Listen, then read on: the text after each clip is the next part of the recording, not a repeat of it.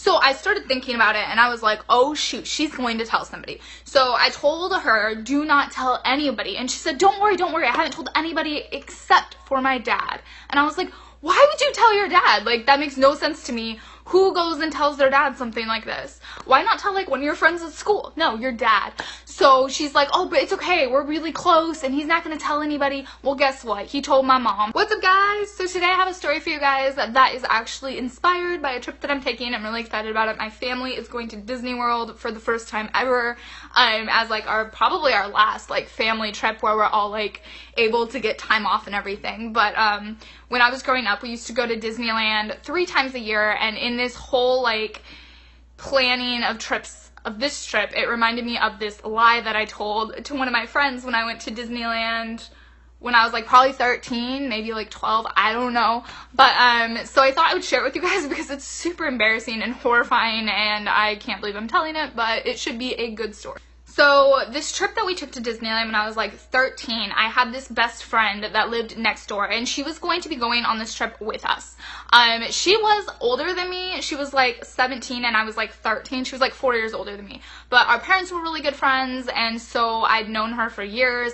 And her parents had like gone through this divorce, and she had stayed with her dad, and her other siblings had gone with her mom. And anyways, it just ended up where like she was kind of just at home by herself for the summer because her dad was working a lot. And so we were like, hey, why don't you come on this trip to Disneyland with us?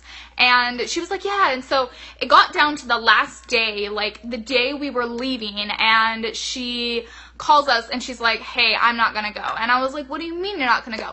And I think in reality, maybe she was afraid of being like homesick or something, but she didn't want to admit it because she was like 17 and I was like 13, and I'd done other trips and stuff like this. But so she's like, oh, well, I'm just gonna hang out like with my boyfriend, and I'm just gonna like hang out with the kids from school and like all that kind of stuff. And I was just like so frustrated because this was my best friend that I had, because I didn't really have any other friends that were close or that I could like do things with, and I was so excited about her going on this trip, and then she like totally wimps out on me literally like an hour before we were about to drive out of the driveway and head off. So I was a little bit bitter about the whole situation. I was bitter towards her. I was bitter towards her stupid boyfriend, which, by the way, I should mention, she was like a boy crazy. This girl was obsessed with boys.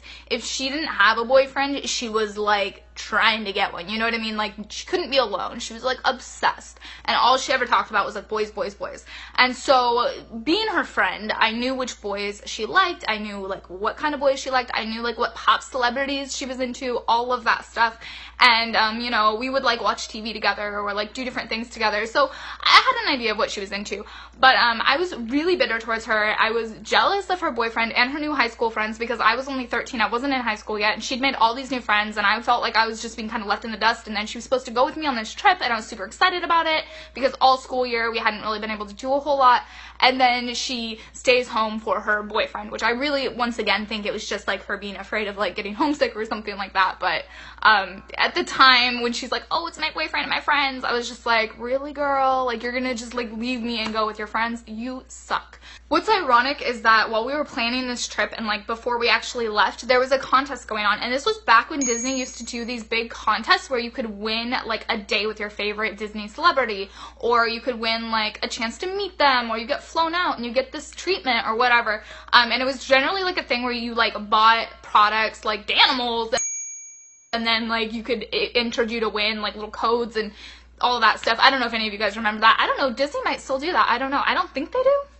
So of course she's trying to enter as many times as possible. I was entering a little bit here and there, and a whole bunch of other people where we live were also entering. And ironically, this is for reals, somebody that we both knew won. And this person was like an adult of one of our classmates. And so her son, well, our classmates, one of, just a kid that went to our school, but the way that the contest worked, it was like whoever wins gets to take like a +1. So she won. She was going to take her son to meet this pop star. But something happened and she wasn't actually able to go, and she ended up having to forfeit her contest like win really last minute, like really last minute. Like I think the same day she was supposed to leave, she was like, oh, sorry, can't make it. And so Disney was like, well, if you can transfer the tickets right now to somebody that you know, we'll let somebody else take the tickets. But I think she couldn't figure out how to like give away the tickets and make it fair, and so she just ended up forfeiting the tickets. But what's also ironic is that the dates that this lady and her son were supposed to go meet this pop star were the same dates that my family and I were supposed to be in Disneyland. So we thought we were all going to see each other down there, and we found out that she wasn't going to actually be going, and we heard the whole scoop about how she could have given away the tickets, but she didn't. For some reason, when I found out about this, the first thing that came to my mind was, ooh, I'm going to tell my friend who decided not to come that this person who won actually gave me the tickets, and she could have had the other ticket and met this pop star, and I'm going to tell her that I met the pop star, and I'm going to tell her that, you know, I couldn't tell anybody because everybody would be jealous about, like, why didn't they get the tickets? Why did she give the tickets to me? And so I did. When we got home, I had constructed this whole crazy story. I told my friend, I was like, yeah, you should have come with me. I'll tell you a secret. I got to meet so-and-so, this pop star. And I went into all this, like, elaborate detail. I told her, like, where we met. I told her, like, all these things, like, how we spent our day together and, like, all these crazy things. And I forgot to tell her not to tell anybody, but I figured she would know she couldn't because the person who won didn't want to give away the tickets because she didn't want people to feel, like, left out or, you know, have to make a decision about who got them. So I told her this elaborate story, which, you know, started out being very tame with just like, oh yeah, I met them and like they signed an autograph, and then it like got really, really convoluted, and it got to like, oh yeah, we spent the day at like on a roller coaster, and you know, we went to this place, and I hugged them and we took pictures together, and they have my email and they're gonna like get a hold of me later. Like, it was crazy, and it was just like so off the wall, and it was all so driven by just like pure jealousy. I don't know what the heck I was thinking. Still don't know what I was thinking. Still completely humiliated by this story. But so anyways, so I told her this whole story, and later on, of course, like, I don't know, I'm not a huge liar. I've never been a huge liar. So I, after telling this story, was like 155 billion% paranoid. I was like, oh my gosh, what if she finds out it's not true? She's my best friend. What was I thinking? Why did I tell her this? Because she was like so jealous at this point, and she was kind of like low-key obsessed. Like, she wanted more and more and more details that I didn't have, and I was like having to make them up, and then I was like stumbling over my words. You know when you're not a good liar and then you like don't tell the story well? That was me. So I'm like freaking out after I leave her house, and I'm like, she's gonna find out that I lied to her, and then I'm not gonna have a best friend anymore. And I was just like thinking all these things. So then I contacted her. I walked back over to her house or something, and I was like, you can't tell anybody, by the way. This was like an hour later, because I'm not supposed to like tell that I got these tickets, and I don't want other people to find out and be jealous. And so she's like, oh, don't worry, I didn't tell anybody except my dad. And I was like, what the heck are you telling your dad for? Like, who just tells their dad stuff like this?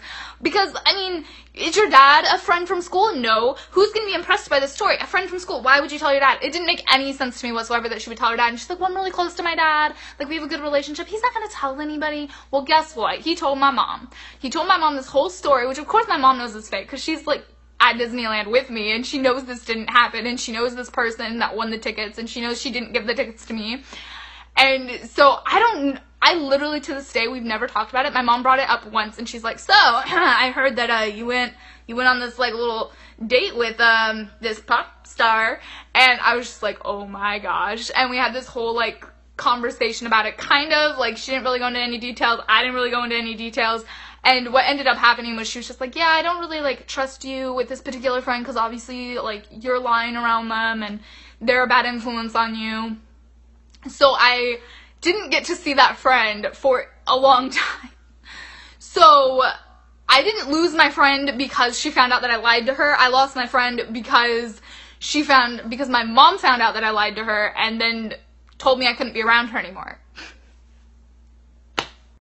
But you know what's really funny is that to this day, I don't have a clue as to whether or not she knows that that was a lie or not. Like, we never talked about it after we talked about it, you know what I mean? Like, ever again. So to this day, I have no idea if she knows it was a lie. I know her dad probably knows it was a lie. I don't know if he told her. Actually, I don't. My mom and her dad didn't talk that much. Her dad must have casually mentioned it to my mom because they worked at the same place, but like, I really don't know. I don't have a clue. I did find out, however, that she told other friends that I had like gone on a date with said and said pop celebrity, and we were like friends, and we were like texting and all these things, that half of which I didn't tell her, and she just like made up and told them. So, and I found that out like last year, maybe 2 years ago now, because those friends asked me, they're like, so, is this really true, or did you like make that up? And I was like, no, girl, that's like not true. So that was the biggest lie I ever told. If you guys liked this video, it'd be really cool if you gave it a thumbs up, and also subscribe down below, and also don't lie to your friends. Just tell the truth. Like, don't get so jealous that you tell lies. Just always tell the truth. Just make it, well, there's a point when your old family members get Alzheimer's that you can kind of just fib to them. That's okay. I will accept that. But don't blatantly tell lies. It's not worth it, guys. It's not worth it. All right, I'll see you guys next time. Bye.